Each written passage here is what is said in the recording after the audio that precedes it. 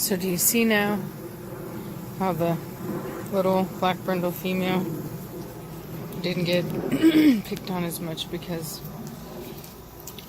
she didn't sass her mama. She didn't talk back. She didn't get an attitude. She didn't get all uptight about somebody coming over and messing with her a bit.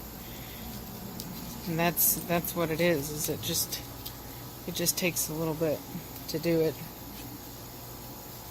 Totally different dog, just from sitting here with her mama, with the other pack members, like Velocity, teaching her manners and how to behave.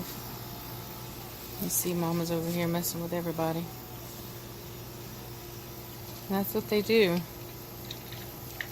If we're allowed to do it, if people don't interfere and try to interject, mama will teach them how to behave. And that's a good thing. Hey, pretty girl. Hey, pretty girl. You see her approach, much more respectful. She's not trying to dominate like this girl. You good girl. Oh, you good girl. Yeah, she's real sweet now. She had an attitude adjustment.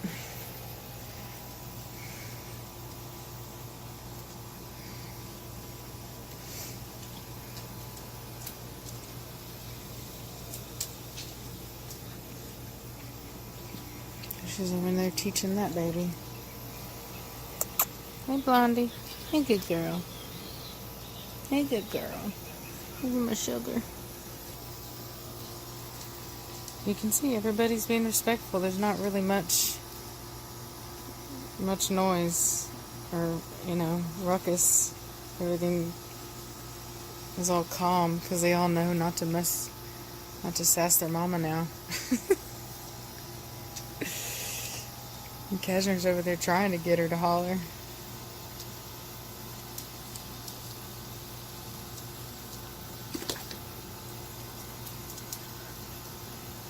It teaches them patience, when they have to put up with their mama.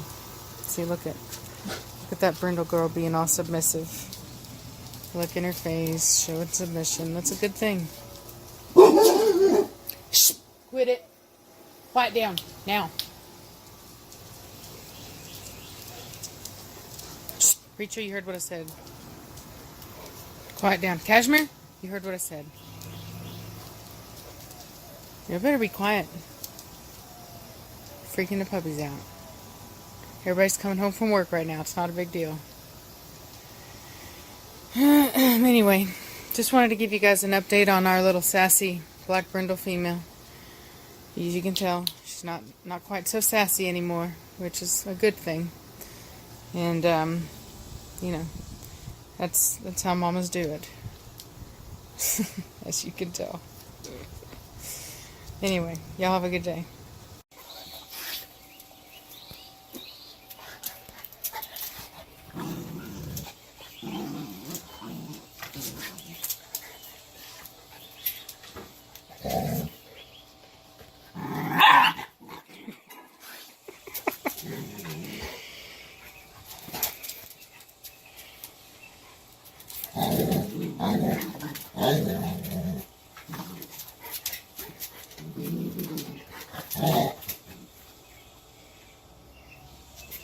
You got your mama's face?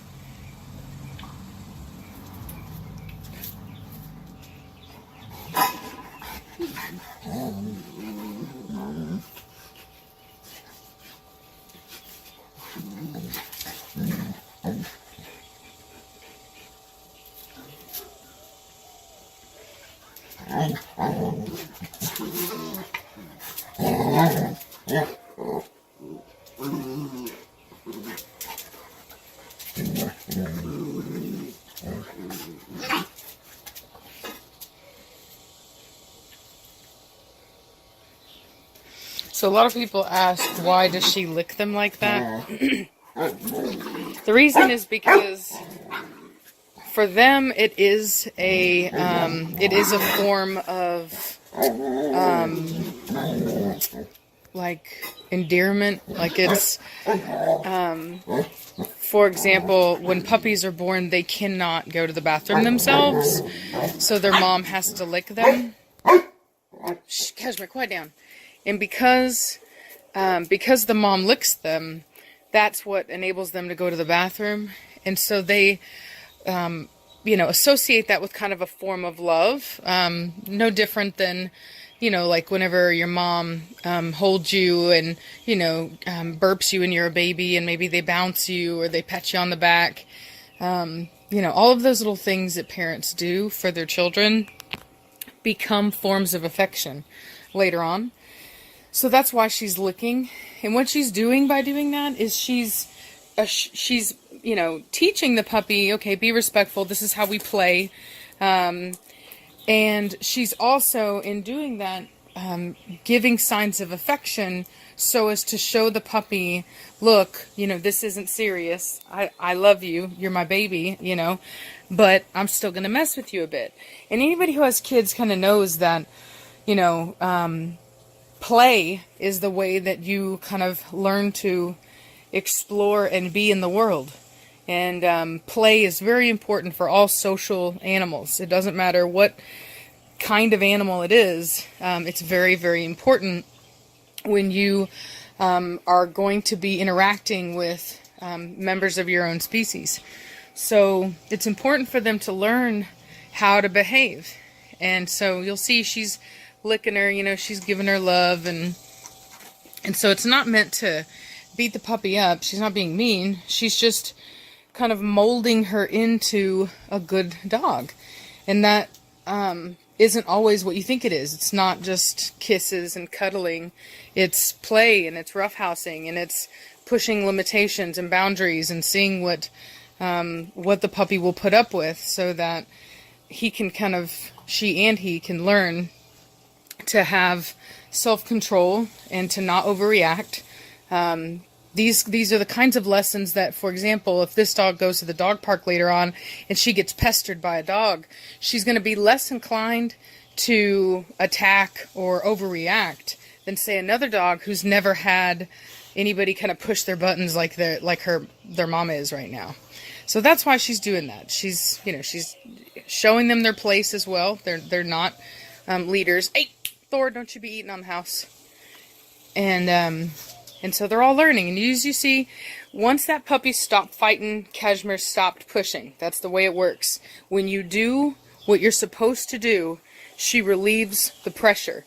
If you sass her, if you get an attitude, if you growl, if you go and, start mouthing off, then you'll be disciplined. And that's just the way it works. And it should be the way it is with humans and their dogs. If people were as clear in their instruction with their dogs as a mama dog is with their pups, we wouldn't have a lot of the problems that we have. But so often people confuse being a good dog owner with just being loving. And that's not it doesn't work that way. There has to be limitations, rules, boundaries, respect, and those things, they have to be just as important as the love aspect. Otherwise, you end up with spoiled dogs or spoiled children in the case of humans, and it does nobody any good. It does the community no good. It does the dog no good, and ends up typically backfiring. So it's really essential that you set very clear rules, and when the dog does not listen, that there are consequences.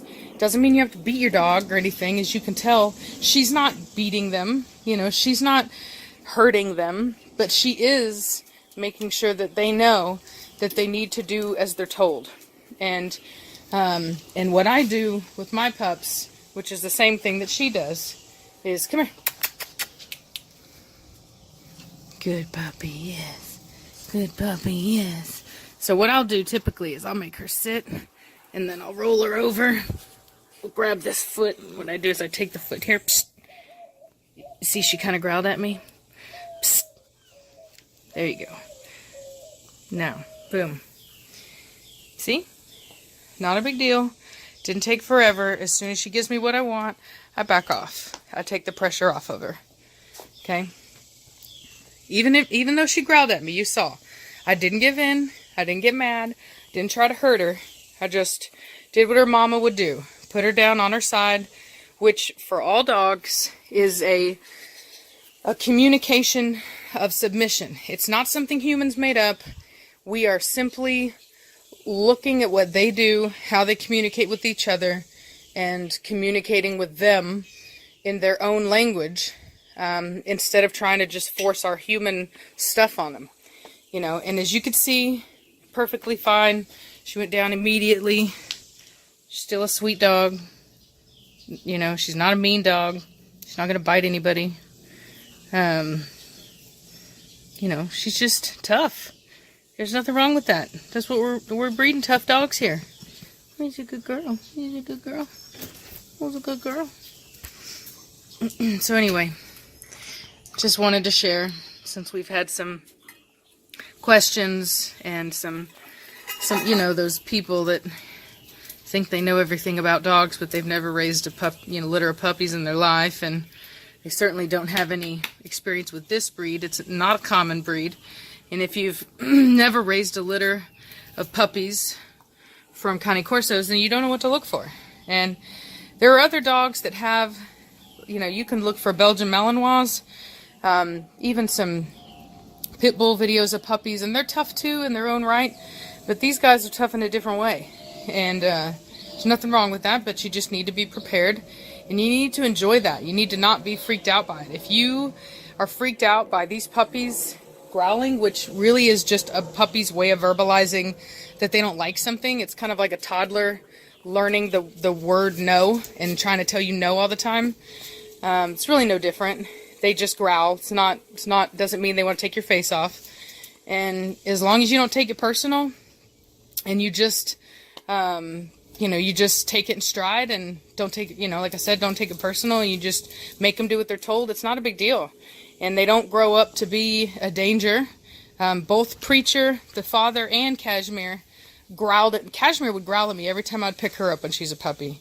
And I just laughed because it's funny to me that a little puppy thinks he can take me on. I like that.